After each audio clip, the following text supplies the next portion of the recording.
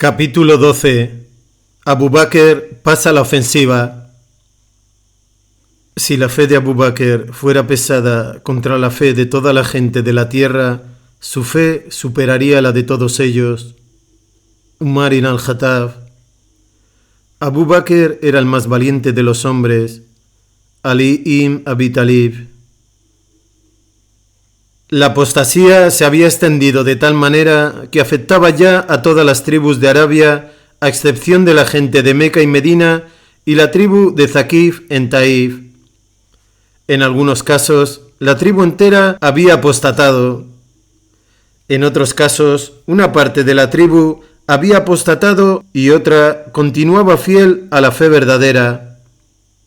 Y entre esos que se mantuvieron fieles, muchos tuvieron que pagar por su fe con sus vidas.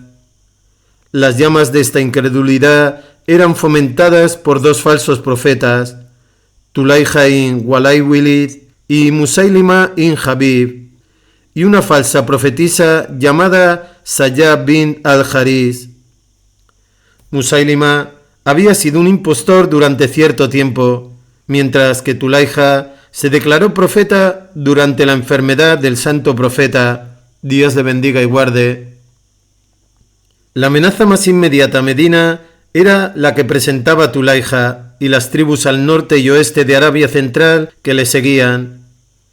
Estas tribus eran Hatafán, Taí, Hawazin, Banu Asad y Banu Sulaim. Las mayores concentraciones de apóstatas cerca de Medina estaban en dos zonas, Abrak, a 110 kilómetros al noreste de Medina, y Dukisa, a 38 kilómetros al este de Medina. Nota: Abrak es hoy solo una llanura pedregosa. La palabra significa espolón o risco, a 8 kilómetros al norte de Hanakiyá. Dukisa no existe, su localización solo se conoce en términos de su distancia de Medina, y estaba en el camino de Rabasa, que está a 30 kilómetros al noreste de Hanakiyá. Esta última es la antigua Bat Nahl. Estas concentraciones estaban formadas por los Hatafán, los Hawazin y los Tai. 1 o 2 semanas después de la partida del ejército de Usama, los apóstatas de Dukisa enviaron una delegación a Abu Bakr. «Seguiremos haciendo las oraciones», dijeron los delegados, «pero no pagaremos impuestos». Abu Bakr rechazó la propuesta.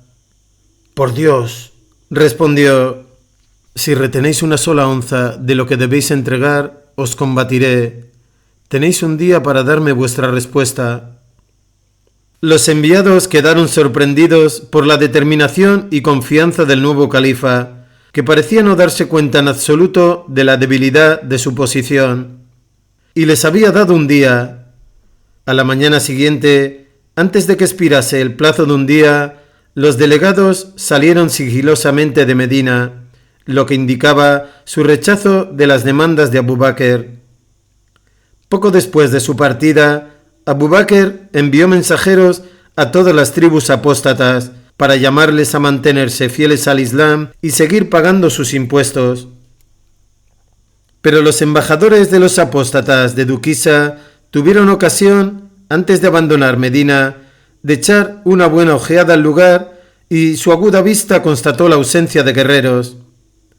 Al regresar a Dukisa, informaron a sus camaradas de su conversación con Abu Bakr y del estado vulnerable en que se encontraba Medina. Mientras tanto, Tulayha, que se encontraba entonces en Samira, había reforzado a los apóstatas de Dukisa con un contingente al mando de su hermano Jibal, un general astuto y hábil. Cuando los apóstatas conocieron las noticias de los embajadores, la tentación se hizo irresistible. Decidieron intentar un ataque a Medina mientras estaba indefensa. Las tropas de Dukisa avanzaron desde Dujusa. Nota: se desconoce el emplazamiento de Dujusa. Y desde allí, después de establecer su base, una parte del ejército se aproximó aún más a Medina y acampó en preparación de su ataque a la ciudad. Era entonces la tercera semana de julio del 632, finales de Rabi al-Awwad del año 11 de la Égira. Abu Bakr recibió informes de este movimiento e inmediatamente se dispuso a organizar la defensa de Medina. El ejército principal estaba fuera con Usama, pero Medina no estaba tan indefensa como los rebeldes suponían. Había aún bastantes guerreros, especialmente del clan de Banu Hasim, el clan del profeta, Dios le bendiga y guarde, que se habían quedado a llorar la muerte de su paisano fallecido. Reuniendo a estos individuos, Abu Bakr formó un contingente de combate. La confianza de Abu Bakr, siempre imperturbable, se vio reforzada por la presencia de incondicionales como Ali, Zubair y Talha ibn Ubaidullah, cada uno de los cuales fue puesto al frente de un tercio de la tropa recién formada. Durante 3 días no ocurrió nada. Los apóstatas, dudando sobre cómo ejecutar su plan, se mantuvieron inactivos. Entonces, siguiendo órdenes de Abu Bakr, los musulmanes salieron de Medina y lanzaron un ataque rápido contra la vanguardia de los apóstatas que los obligó a retirarse a Dujusa. Los musulmanes informaron a Abu Bakr de su éxito y el califa les ordenó que se quedasen donde estaban y esperasen sus instrucciones. Al día siguiente, Abu Bakr salió de Medina con una larga hilera de camellos de transporte, ya que los camellos de montura habían salido con Usama, y estos camellos inferiores fueron lo mejor que Abu Bakr pudo conseguir como medio de transporte. Cuando su convoy llegó al campamento abandonado de los apóstatas, los musulmanes que habían expulsado a los apóstatas montaron en esos camellos y estas huestes avanzó hacia Dujusa, la base de los renegados. Aquí esperaba el enemigo, y Jibal, el hermano de Tulaija, demostró su astucia militar. Ocultó a sus hombres tras la cresta de una pendiente en las proximidades de la base hacia la que los musulmanes se dirigían. Los musulmanes, montados en sus camellos de carga, ascendieron por la pendiente, ajenos al enemigo que acechaba detrás de la cresta. Cuando los desprevenidos musulmanes llegaron cerca de la cresta, los apóstatas aparecieron y lanzaron por la pendiente gran número de pellejos de cabra llenos de agua. Mientras los pellejos rodaban pendiente abajo hacia los musulmanes, los apóstatas crearon un horrible estruendo con el sonido de tambores y alaridos que salían de sus filas. Los camellos de carga, no entrenados para la batalla, ni acostumbrados a los fuertes ruidos repentinos, ni a la presencia de objetos extraños que se precipitaban sobre ellos en gran número, se dieron vuelta y se desbocaron. Los musulmanes hicieron todo lo posible por controlar a sus aterrorizadas monturas sin conseguirlo. Pronto toda la hueste musulmana se encontraba de vuelta a casa. Jibal tenía razones para estar complacido. Les había hecho una jugarreta a los musulmanes y les había hecho regresar a Medina sin, por así decirlo, mover un dedo. Considerando esta aguda treta de Jibal, es posible que la anterior retirada de los apóstatas fuera una táctica planeada por Jibal para traer a los musulmanes lejos de la seguridad de su ciudad y llevarlos a Dujusa.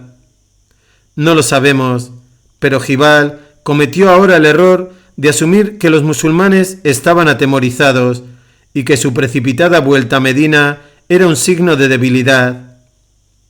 No sabía que los musulmanes venían montados en camellos de carga y que fue a los animales a los que les entró en pánico, no a sus jinetes.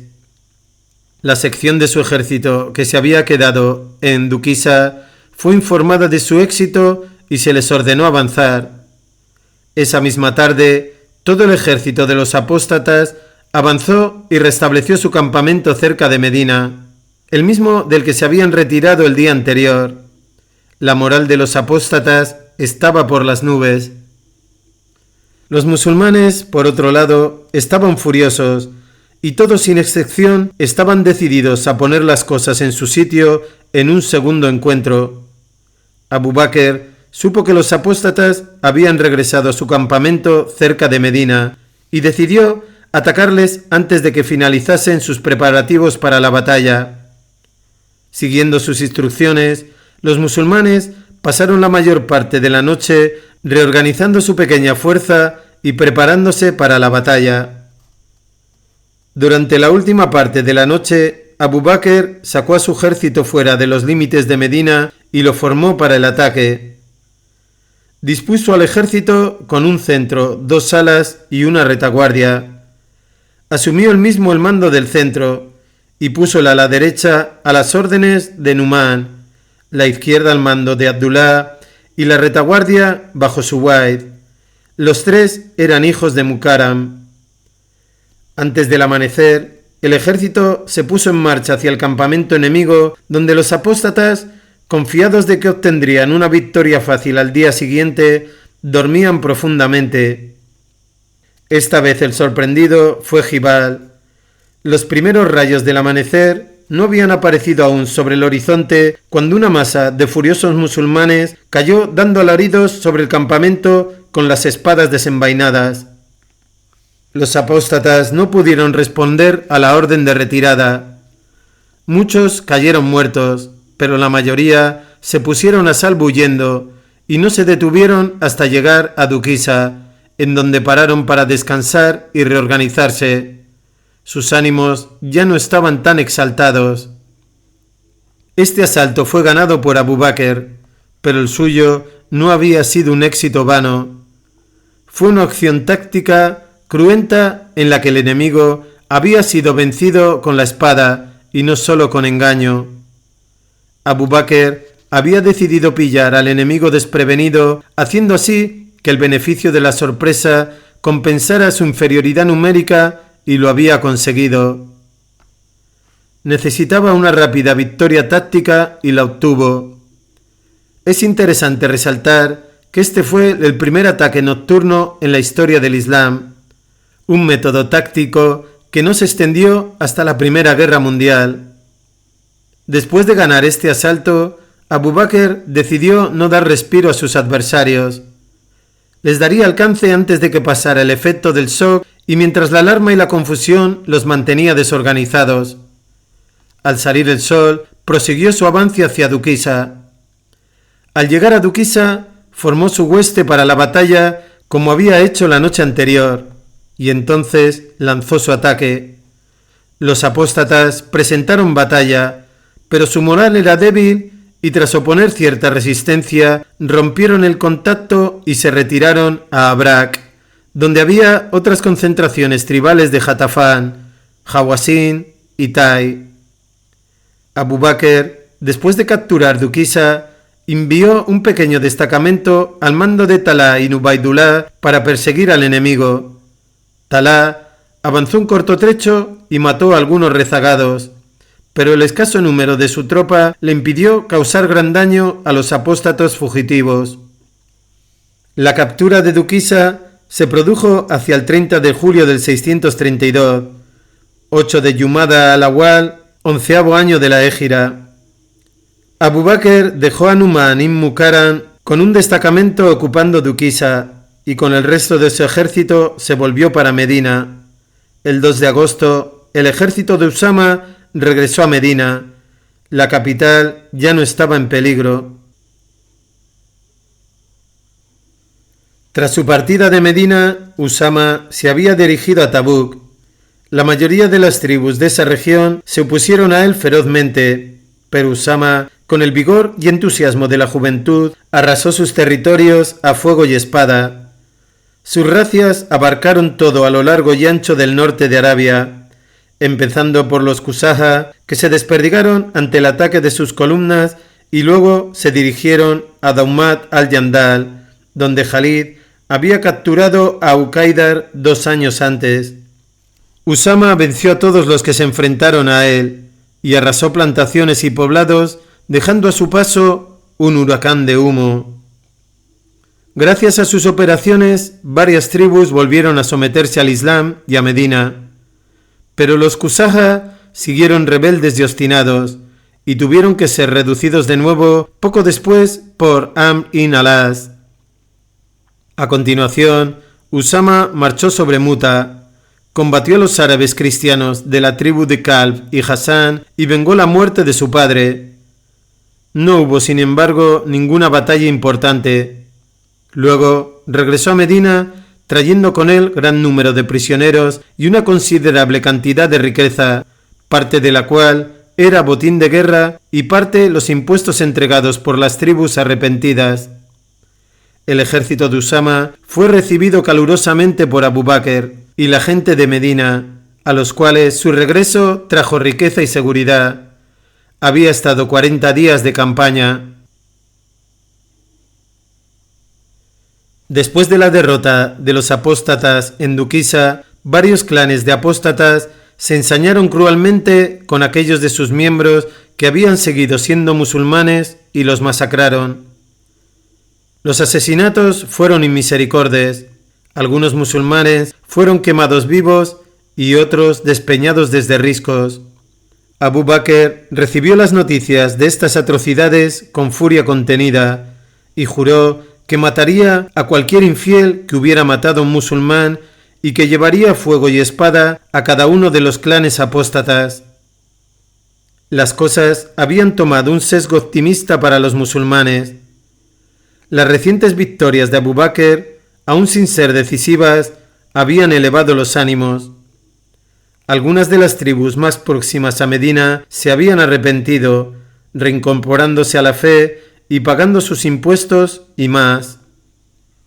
El ejército de Usama había regresado con cautivos y riqueza. Las arcas del Estado Islámico estaban de nuevo llenas, suministrando una sólida base económica para una guerra total contra los enemigos del Islam.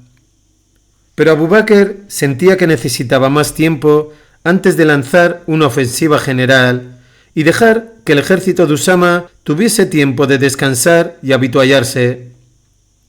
Ordenó por tanto a Usama que dejase descansar a sus hombres en Medina y garantizasen así mientras tanto la seguridad de la capital. Su propio destacamento, reunido a toda prisa, empezaba a sentirse como un ejército, y decidió usar este ejército mientras el ejército de Usama descansaba y se habituallaba para emprender una campaña ofensiva contra los apóstatas reunidos en Abrak. Ahora sí, Abu Bakr se preparó a conciencia para la guerra, no solo para castigar a las tribus por su horrendo crimen de apostasía, sino también para vengar la sangre inocente de los musulmanes fieles que habían sido asesinados por los apóstatas. Cuando Abu Bakr anunció su intención de dirigir este ejército contra Abrak, los musulmanes más ancianos trataron de disuadirle. «Que Dios te bendiga, oh califa del enviado de Dios», dijeron. «No arriesgues tu vida dirigiendo al ejército en persona. Si tú murieras, se trastornarían los asuntos del Estado. Tu sola existencia es un quebradero de cabeza para los infieles. Designa a otro para que comande el ejército. Entonces, si ese cae muerto, podrás nombrar a otro». Abu Bakr estaba a punto de imponer una pesada carga sobre los hombros de los musulmanes, de los capitanes y de las tropas. Iba a ordenarles que se esforzasen como nunca lo habían hecho antes y se enfrentasen a peligros que harían retroceder a la mayoría de los guerreros. No se le ocurrió nada mejor para que dieran la medida que se esperaba de ellos que dar ejemplo él mismo. «No, por Dios», respondió, «no haré eso, no cargaré otros con mi carga». Y con Abu Bakr al frente, este pequeño ejército partió para Duquisa, donde le esperaba Nu'man. Este Nu'man alcanzaría más tarde fama inmortal como vencedor sobre los persas en Nijabán. Al llegar Abu Bakr, asignó a Nu'man y a sus hermanos el mando de las alas y la retaguardia, tal como había hecho en el ataque nocturno, y avanzó hacia Abrak. Era la segunda semana de agosto, tercera semana de Yumada al-Awwal. Cuando los musulmanes llegaron a Abrak, vieron que el enemigo estaba ya formado en orden de batalla. Sin más dilación, Abu Bakr formó a su ejército y atacó a los apóstatas. La moral de los apóstatas no estaba ahora tan alta como hacía 2 semanas. Los elementos que habían sido derrotados entonces y que habían escapado de Duquisa se habían unido a los apóstatas en Abrak y, como suele ocurrir en tales casos, su llegada había tenido un efecto deprimente en los otros. Durante algún tiempo, los apóstatas, numéricamente superiores, resistieron el ataque de los musulmanes, pero luego se vinieron abajo y salieron huyendo. Abu Bakr había ganado otra victoria. Los restos del ejército de los apóstatas que huían de Abrak y algunos otros clanes de esta región se dirigieron a Busaja, a donde se habían trasladado Tulaija el impostor desde Samira. Pero otros clanes que vivían en este territorio se rindieron a las columnas que Abu Bakr envió para someterlos después de la captura de Abrak. Se recaudaron más impuestos, a los que los clanes arrepentidos añadieron regalos que fueron recibidos con agrado. Al día siguiente, el califa partió de Abrak camino de Medina. Al llegar a Medina, pasó algunos días ocupado en los asuntos del Estado. Luego salió para Duquisa con el ejército de Usama, que había dejado de ser el ejército de Usama, pues Usama había cumplido su misión y su ejército era ahora el ejército del Islam, presto para ser usado por el califa como viese conveniente. El mando de Usama había concluido. En Duquisa, Abu Bakr organizó el ejército del Islam en varios cuerpos para enfrentarse a los diversos enemigos que ocupaban la totalidad de Arabia, a excepción del pequeño territorio en poder de los musulmanes. Esta fue la primera vez que el ejército musulmán fue organizado en cuerpos independientes, cada uno de ellos con su respectivo comandante, destinados en misiones independientes bajo el mando estratégico general del califa.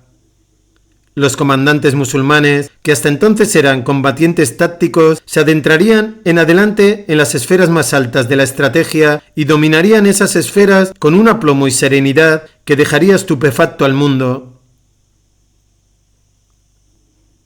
En Duquisa, en la cuarta semana de agosto del 632, primeros de Yumada al-Ahir, 11º año de la Égira, Abu Bakr planificó la estrategia de la campaña de la apostasía. Las batallas que habían combatido recientemente contra las concentraciones de apóstatas en Duquisa y Abrak tenían el carácter de acciones preventivas para proteger Medina y disuadir al enemigo de nuevas ofensivas, ganando así tiempo para la preparación y despliegue de sus fuerzas principales. Estas acciones podrían describirse como incursiones preparatorias. Habían permitido a Abu Bakr asegurarse una base desde la cual lanzar la campaña general que tenía por delante. Abu Bakr no se hacía ilusiones acerca de la tarea a la que se enfrentaba. Tenía que combatir no a uno sino a varios enemigos: Tulaija, el impostor en Busaja, Maliki Nuwaira en Butá y Musailimá, el mentiroso en Yamama. Tenía que enfrentarse a la expansión de la apostasía en las costas oriental y meridional de Arabia, en Bahrein, en Omán, en Maghra, en Hadramaut y en el Yemen. Había apostasía en la región del sur y al este de Meca, y en el norte de Arabia los Kusaja se habían rebelado de nuevo después del regreso del ejército de Usama. La situación de los musulmanes puede compararse a una pequeña isla de fe rodeada de un mar de incredulidad, una lámpara brillando en medio de una oscuridad que amenazaba a los creyentes con toda suerte de peligros. Abu Bakr no solo tenía que mantener viva la llama, sino también disipar las tinieblas y aplastar a las fuerzas del mal que se cernían amenazadoramente por todos lados. En fuerza numérica, la superioridad de los apóstatas era aplastante, pero no estaban unidos. La ventaja militar de Abu Bakr residía en tener entre los musulmanes a los mejores combatientes de su tiempo, y contaba además con un arma tremenda, Khalid ibn al-Walid, la espada de Dios. Abu Bakr planificó su estrategia de acuerdo con los objetivos. Dividió el ejército en varios cuerpos. El cuerpo más fuerte, el que encuadraba la fuerza más ofensiva de los musulmanes, era el ejército de Khalid. Este fue usado para combatir a las más poderosas fuerzas de los rebeldes, para romper las nueces más duras. A los otros cuerpos les fueron asignadas áreas de importancia secundarias en las que someter a las tribus apóstatas menos peligrosas, una vez que la posición enemiga hubiese sido aplastada. 2 cuerpos fueron dejados en reserva para reforzar al ejército de Jalid o cualquier otro de los cuerpos que precisara ayuda. El primer cuerpo en entrar en acción fue el de Jalid, y el orden de despliegue del resto de los contingentes dependía de las operaciones de Jalid, al que se le asignó la tarea de enfrentarse una tras otra a las fuerzas enemigas más peligrosas. El plan de Abu Bakr era limpiar la zona oeste de Arabia Central, la más cercana a Medina, después derrotar a Malik ibn Nuwayra y finalmente concentrarse contra el enemigo más poderoso de todos, Musailimá el mentiroso. De esta forma, Abu Bakr conseguiría focalizar su fuerza, ocupándose de los grupos de adversarios uno tras otro y progresando paso a paso de las regiones más próximas a las más alejadas. El califa formó 11 cuerpos, cada uno con su comandante. Nota: el término cuerpo se usa en sentido laxo para indicar un mando táctico independiente. Estos cuerpos no guardan relación organizativa con el cuerpo de ejército moderno consistente en unas 3 divisiones. A cada cuerpo se le dio un estandarte.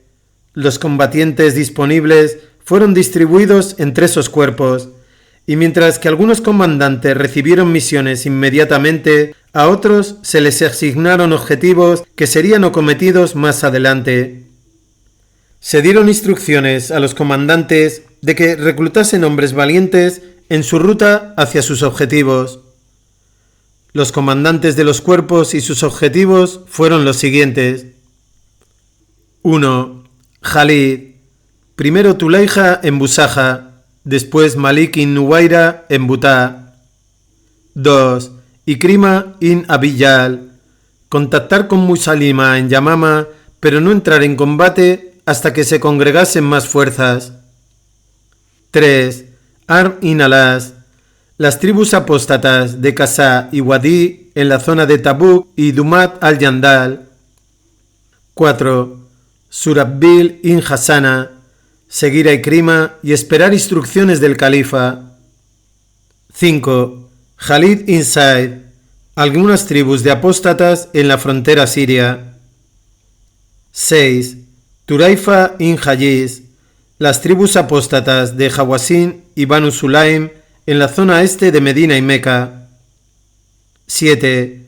Ula ibn al-Adrami. Los apóstatas de Bahrein.